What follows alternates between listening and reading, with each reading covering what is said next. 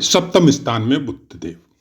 मंत्रेश्वर महाराज कहते हैं कि जिसके भी सप्तम स्थान में बुद्ध देव हो, ऐसा इंसान बुद्धिमान, सुंदर वेश वाला और पत्नी भी धनिक कुल से आती है और दहेज भी खूब प्राप्त होता है ऐसे इंसानों को। ये भावानुसार थे, यानी काल पुरुष की कुंडली अनुसार। अब क्योंकि ये कन्या लगन की चर्चा हम लोग कर रहे हैं, तो कन्या लगन में बुद्ध देव लग्नेश होते और दशमेश भी होते हैं। इनकी दूसरी राशि मिथुन राशि जो दशम स्थान में प्लेस होती है, तो दशमेश भी है। तो पहले बात करते हैं कि लग्नेश की। लग्नेश अगर सप्तम स्थान में हो तो आदमी भ्रमणशील होता है, प्रसिद्ध होता है, या तो विरक्त होगा, मतलब साधु सन्यासी वाला भाव, या फिर राजा होगा। अब राजा में ऐसा है कि बाकी ग्रह किस तरह का साथ देते हैं उसी अनुसार वो राजा होता है। घर का राजा हो सकता है कि घर में सबसे बड़ा है और उसी की चल रही है और वो ही पूरे परिवार को संभाल रहा है। समाज का हो सकता है, जैसे गांव देहात में आप पंच वगैरह का चुनाव जीत गए, या सरपंच का चुनाव जीत गए, या उससे आगे फिर एमएलए, एमपी, वो सब। तो बुद्ध देव ये सब चीजें यहां पर देता है, लेकिन देने के लिए बाकी ग्रहों का योगदान भी बहुत जरूरी है। हाँ, राजनीति का क्षेत्र बुद्ध देव के लिए बहुत अच्छा है। वाक्पटुता का क्षेत्र बुद्ध देव के लिए बहुत अच्छा है। सेल्समैन का क्षेत्र बहुत अच्छा है। इनकी बुद्धि या इनकी वाणी, अगर बुद्ध देव का प्लेसमेंट अच्छा है, बाकी ग्रहों का भी योगदान है, तो बोला जाता है ना कि आजकल के समाज में कि आपकी वाणी अगर सुंदर है, बोलने का तरीका अगर अच्छा है, और आप सब्जेक्ट का ज्ञान भी रखते हैं और उस ज्ञान को आप वाणी के द्वारा बहुत अच्छे से सामने वाले को समझा सकते हैं, तो फिर आपको शारीरिक मेहनत की जरूरत नहीं पड़ती। यह बुद्ध देव का हिसाब किताब है। अब बुद्ध देव दशमेश है, तो दशमेश अगर सप्तम स्थान में हो तो ऐसा इंसान पत्नी से भी सुखी, बुद्धिमान, गुणवान, बोलने में निपुण, सत्यवादी और धार्मिक होता है। यह बहुत बड़ी बात है। आपका लग्नेश है, आपका दशमेश है, आपके सप्तम स्थान में है, तो कुछ जगहों में यह भी नोट किया जाता है कि ऐसे इंसान की एक्चुअल में पार्टनर जो होती है, चाहे वो आपकी लाइफ पार्टनर हो, चाहे मित्रवत व्यवहार वाले कुछ पार्टनर हो, या आपकी कोई पार्टनरशिप का बिजनेस या व्यापारिक साझेदार हो, इन सब के साथ ट्यूनिंग बड़ी सेट होती है और प्रारब्ध के द्वारा भी इनको इसी तरह के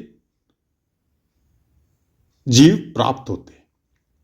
वो पत्नी के रूप में हो, दोस्तों के रूप में हो, या बिजनेस पार्टनर के रूप में। यहां पर बैठ के बुद्ध देव आपके लग्न को पूर्ण दृष्टि से देखते हैं। मतलब ऐसे इंसान का, जो बोला जाता है ना कि दिमाग, जिसके बारे में बोला जाता है बुद्धि, बड़ी प्रबल होती है। मतलब तुरंत निर्णय लेने की क्षमता, और वो भी अपने फेवर में, कि आप कोई कार्य कर रहे हैं और उस कार्य का पहले से ही आपने प्रिडिक्ट कर रखा है कि इस तरह से ये काम चलेगा और हमको उसके बाद में इसको इस तरह से फैलाना है या आगे बढ़ाना है। जहां भी जाते हैं, जिस सेक्टर में भी जाएंगे, उन्नति प्राप्त करेंगे। और सबसे बड़ा इनका मतलब प्लस पॉइंट होगा बोलने की शैली, बात करने का तरीका, सामने वाले को समझाने का तरीका। और ऐसा इंसान अभिमान रहित होता है। आपने देखा होगा कि बहुत से इंसान है जो नीचे देख के, कंधे झुका के, मतलब इनकी जो सादगी है ना, वो सामने वाले को मार देगी। सामने वाला क्या सोचेगा कि इतना ज्ञानी इंसान है, या इतना धनी इंसान है, या इतना धनिक कुल में इसका शादी हुआ है, फिर भी लेस मात्र भी घमंड नहीं है इस इंसान पे। लेकिन इनको घमंड होता है, ये केवल आपको दिखाते नहीं है। बुद्ध देव की एक खास विशेषता होती है, जैसा वो भीतर में होते हैं वैसा सामने वाले को दिखाते नहीं कभी भी, और इनको पकड़ना भी बहुत मुश्किल है। जैसा बच्चा, उसके मन में क्या चल रहा है और वो भाव भंगिमा क्या कर रहा है, उसको पकड़ना मुश्किल है। उसका मन तुरंत चेंज होता है, मतलब उसका दिमाग भी तुरंत एक्टिव होता है, चेंज होता है। किसी रिश्तेदार ने बच्चे को गोद में लेके रखा, हम क्यों बोलते हैं बुद्ध देव आपके लोभ की प्रवृत्ति को दर्शाता है, हम इसलिए बोलते हैं। आपके घर में कोई भी बच्चा है या तरुण अवस्था का बच्चा है, अब देखिएगा कि किसी के साथ बात कर रहा है या किसी के साथ बच्चा खेल रहा है, आप उसको खिला रहे हैं, आप उसके पास बैठ के हंसी मजाक कर रहे हैं, उसके अनुसार उसी अवस्था में चल रहे हैं कि आप, वो झुका हुआ है तो आप भी झुके हुए, क्योंकि बच्चा अपने अनुसार प्रवृत्ति जो करता है, बड़ा बुढ़ा जो भी, उससे ज्यादा खुश रहता है। और अचानक से कोई ऐसा रिश्तेदार या उसकी माँ या पिता जिसको बहुत ज्यादा प्यार करता है और जिसके पास सब कुछ खाने पीने को मिलता है, वो आ जाती है, तो वो आपको छोड़ के उसके पास चला जाएगा। वो उस समय आपके विषय में कुछ नहीं सोचेगा और डायरेक्ट ज्यादा लोभ की तरफ भागेगा। जैसे माता की गोद में बैठा हुआ है और उसको पता है कि शाम को ड्यूटी करके जब पिताजी आएंगे तो कुछ ना कुछ खाने के लिए लाएंगे। बच्चा खाने में बहुत उस्ताद होता है, उसको रोज नई नई अच्छी अच्छी चीज चाहिए, तो माता की गोद को छोड़ देगा। और जैसे ही गेट की आवाज आएगी, सबसे पहले गेट वो खोलेगा जाके, बशर्ते पिता क्रोधी ना हो, उसके साथ मारपीट ना करते हो, उसके ऊपर गुस्सा ना करते हो, तो वो आगे आएगा। तो बुद्ध देव का स्वभाव कुछ ऐसा ही होता है। बुद्ध देव क्या होता है, जो भी जिस तरह का भी वो काम करेगा, उसको पता होता है कि इस आदमी के द्वारा हम उस बड़े वाले आदमी तक पहुंच सकते हैं, तो वो आपकी खातिर तब तक ही करेगा जब तक वो अपने टारगेट पर नहीं पहुंचता है। बुद्धि जो है लोभ भी पैदा करती है, बुद्धि ईर्ष्या भी पैदा करती है, और बुद्धि अपने टारगेट को टच भी करवाती है। तो बोला जाए कि गलत है, नहीं, हम नहीं मानते गलत है, क्योंकि गलत और सही का निर्णय उसको उस जगह में सब कुछ अचीवमेंट करने के बाद में पता चलता है कि अब उसका स्वभाव कैसा है, अब उसकी प्रवृत्ति अपने साथियों के साथ, अपने नीचे वालों के साथ किस तरह की है। आपकी असली प्रवृत्ति, आपका असली हिसाब किताब, मन की अवस्था, दिमाग की अवस्था, आपके संस्कार की अवस्था, कि किस तरह के संस्कार लेके आप अभी तक यहां तक पहुंचे हैं, वो तब पता चलती है जब आपको कुछ पावर मिलते हैं। हम लोग बोलते हैं ना कि हम लोग बहुत ईमानदार हैं। एक नॉर्मल सी बात है कि कोई ऐसा कोई चीज देखा, कोई सोशल मीडिया के द्वारा, कोई और के द्वारा, कोई भ्रष्टाचार का या कोई घूस वगैरह का कोई वीडियो जो हो सकता है फेक भी बनाया हो एआई के द्वारा, हम लोगों को पता भी नहीं है वो कहाँ का है कहाँ नहीं है, तो हम लोगों के मन में आता है कि आदमी को जब इतना मिलता है तो क्यों करता है गलत काम। लेकिन बोलना तो आसान है, क्या आप ईमानदार है? कैसे पता चले? पावर मिल जाए पता चल जाएगा। कि आपको एक ऐसी सीट पर बैठा दिया जाए जहां पे आपके पास बहुत से रास्ते हैं, अच्छे और बुरे। अच्छे में तो ये है कि एक पर्टिकुलर वो आपको सैलरी या आपका कुछ मेहनत वाला वो जो पैसा है वो आपको मिल रहा है और उससे आपका परिवार चल रहा है। बुरे रास्ते बहुत है, क्योंकि आपको एक पावर मिला है, चाहे वो शाहीन का, चाहे उस कुर्सी के अधिकार का, और उस पावर के द्वारा अब आप क्या करते हैं, तब पता चलेगा कि आप कितने सत्यवादी, कितने ईमानदार, कितने धार्मिक हैं। बड़े बड़े धर्म मठों में बैठे हुए या बड़े बड़े ज्ञान देने वाले, जिनको आप कुछ भी बोल लो, उनके भी बहुत से ऐसे वीडियो या बहुत सी ऐसी बातें समाज में सुनने को, देखने को मिलती है। एक साधारण सा नॉर्मल सा आदमी बहुत अच्छी बातें करता है, लेकिन जैसे ही उसके पास कुछ हो जाता है, कुछ पावर आ जाता है, उसके बाद में देखिए उसका रहन सहन या उसकी प्रवृत्ति या उसका बोलने का स्टाइल अचानक से चेंज हो जाता है। तो बुध और चंद्रमा, ये दो ग्रह आपके भौतिक चीजों के लिए या भौतिक जो भी संसाधन है उसके लिए पूरी तरह जिम्मेदार होते हैं, और उसके बाद में संस्कारों का परिवर्तन भी यही करवाते हैं। आपकी इच्छाओं को दमन करना या आपकी इच्छाओं को और बढ़ाना, यह भी इन दोनों ग्रह के ऊपर ही डिपेंड है। और इन दोनों में राहु का समावेश बहुत जल्दी होता है। राहु केवल ब्रह्म है, जिसको ज्योतिष में गणित के लिए इमेजिनरी पॉइंट बनाया गया है। उसका वास्तविक अर्थ कहां तक है उसकी संभावना बहुत ज्यादा है। जैसे एक भ्रम आपने अपने जीवन में पाल लिया किसी भी चीज के लिए, और उसी भ्रम के ऊपर आप अपनी दुनिया को या अपनी यात्रा को आप आगे बढ़ाते जा रहे हैं कि एक दिन हम ये करेगा। अब ये अगर वो भ्रम पॉजिटिव है तो आपका उत्थान होगा, और भ्रम नेगेटिव है तो आपका पतन होगा।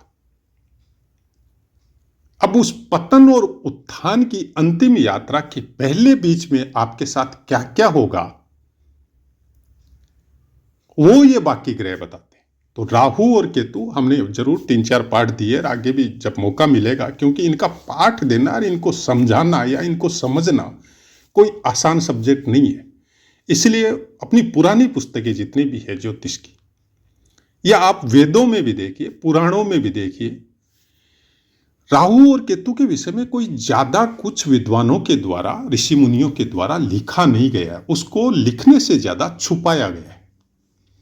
अब छुपाया क्यों जाता है? बहुत सी बातें हैं, गुप्त रहस्य, या आपके शरीर के गुप्त अंग, जिनको गुप्त अंग बोला जाता है। अंगों में गुप्त अंग और ज्ञान में गुप्त ज्ञान। जैसे मंत्रों के बारे में बोला जाता है कि अपात्र को वो मंत्र नहीं मिलने चाहिए, वैसे ही कोई भी ज्ञान किसी ग्रह से संबंध में हो, वेद के संबंध में हो, पुराणों के संबंध में हो, या भौतिक शिक्षा में कुछ ज्ञान ऐसे है, कुछ रिसर्च ऐसी है जो हर किसी के सामने या हर किसी को उसका अधिकार नहीं दिया जाता है। वहां पे रहने वाले साइंटिस्ट या वहां पे रहने वाले जो इंसान है, वो बहुत कुछ जांचते हैं आपको। जैसे जासूसी की क्रिया है, स्पाई बनना है, आपको रो वगैरह में एडमिशन लेना है, तो ये गुप्त है। न तो उसका चेहरा बताया जाता है, न वो क्या कार्य कर रहे हैं वो बताए जाते हैं। उसके पहले आपकी 1000 तरह से परीक्षा होती है, आपको परखा जाता है, और उसके बाद में जब आपको एडमिशन दिया जाता है तब अलग अलग लेवल की आपकी एग्जाम शुरू हो जाती है। इवन यहां तक एग्जाम होती है कि वहां के ही आदमी आपको कहीं पर किडनैप करेंगे और फिर उसी संस्था के बारे में आपको मतलब तकलीफ देके उसके बातों को जानने की कोशिश करेंगे जो अभी तक आपको बताई गई है।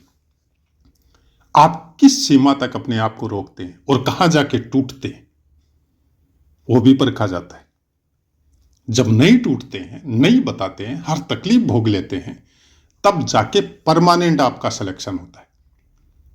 तो राहु और केतु का भी ज्ञान अपनी पूर्णता की तरफ तब जाके प्राप्त होता है जब सब ग्रह की पीड़ा, उसकी तकलीफ, उसके सुख और उसके दुख, उन रहस्यों तक अगर आप पहुंच गए, तब जाके उनका ज्ञान प्राप्त होता है, जो शायद इतना संभव नहीं है। वो कुछ ऋषि मुनि या कुछ भक्त उस चीज को प्राप्त कर सके हैं, और उन्होंने भी, चाहे वो समय काल परिस्थिति या आदेश नहीं हो, उन्होंने भी उसके विषय में अपने शिष्य को कुछ नहीं बताया। क्या बताया? नाम कीर्तन कीजिए कलयुग के लिए। तो क्या नाम कीर्तन के द्वारा हम लोग उस अवस्था तक पहुंच सकते हैं? जरूर पहुंच सकते हैं। अब उसमें भाव प्रबल है। हमने क्या बताया? भ्रम। राहु क्या दे रहा है? भ्रम। और भ्रम क्या है? भाव से उत्पन्न भ्रम होता है। आपके मन में एक भाव आया कि आपने भगवान विष्णु की मूर्ति के सामने बैठ के पूजा अर्चना की, और आपके मन में भाव आ रहा है कि आपके पिताजी कहाँ हैं, आपकी बीवी कहाँ है, आपके बच्चे कहाँ हैं, वो क्या कर रहे हैं। वो पूजा निष्फल हो गई, चाहे आपने कितना भी खर्चा किया हो।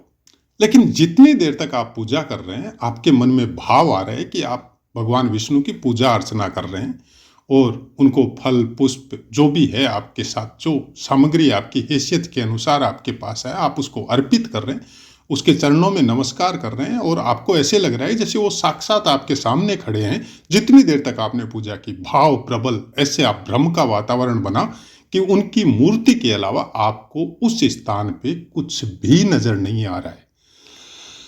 वो भ्रम, वो भाव राहु के भ्रम को तोड़ता है और केतु को एक्टिव कर देता है। अब केतु दौड़ेगा। केतु कहां दौड़ेगा? वो राहु से मेल करने के लिए दौड़ेगा, क्योंकि उन दोनों को अलग अलग किया गया है, वो मिलना चाहते हैं। अब ये कहाँ तो पाठ बुध ग्रह के चल रहे थे, कहाँ हम लेके आ गए राहु केतु को। ये उससे कनेक्शन है। क्यों? ब्रह्म बुद्ध देता है, बुद्धि में ब्रह्म बुद्ध प्रदान करता है आपको। भ्रम क्या है? आपने एक इमेजिनेशन की कि हम ऐसा ऐसा काम करें और उसमें हमको ऐसा ऐसा प्रॉफिट होगा और फिर हम उसको इस तरह से करेंगे, और वो ही भ्रम एक ब्रॉड स्केल पे आपने बना दिया। जैसे बोलता है ना कि आप वो क्या क्या आजकल बोलते हैं कि प्रोविजन बना के लाइए कि आपको इंडस्ट्री लगा रहे हैं तो वो किस तरह से ग्रो करेगी। वो प्रोविजन और क्या है? वो भ्रम ही तो है कि आप इस ईयर में, जैसे कोई आईपीओ वगैरह आता है शेयर मार्केट में, तो एक प्रोविजनल बैलेंस शीट बना के वो बताते हैं ना आईपीओ सेबी वगैरह को कि हम इस साल में इतना ग्रो कर रहे हैं, तो अगली साल हम 25%, 30%, जो भी एक इनका एक सिस्टम होता है कैलकुलेशन का, उसके हिसाब से बनाते हैं और वो दे देते हैं। और उसके बाद में जब उनसे बात की जाती है चैनल के द्वारा, सीएनबीसी में, हम लोग तो रात दिन सुनते हैं, तो बताते हैं कि ये तो सिस्टम के द्वारा जो बनाया है, लेकिन हम लोगों का होप बहुत बड़ा है, ये मार्केट में ये संभावनाएं हैं और हम ये चीज को लेके आगे बढ़ेंगे। ये क्या है? ये भ्रम ही तो है। तो बुद्धि में भ्रम, उसके द्वारा नेगेटिव और पॉजिटिव दोनों इफेक्ट का आना। बुद्धि कभी भी आपको वर्तमान में नहीं रहने देती, और चंद्रमा भी आपको वर्तमान में ट्रेवल नहीं करने देता। इसलिए बोला जाता है कि अपनी बुद्धि और अपने मन को वश में रखो और वर्तमान की जो परिस्थिति है उसके अनुसार सोच समझ के कार्य करो। तो आशा है मित्रों पाठ समझ में आया होगा। अब अपनी वाणी को विराम देते हैं, आपसे आज्ञा लेते हैं। जय माता।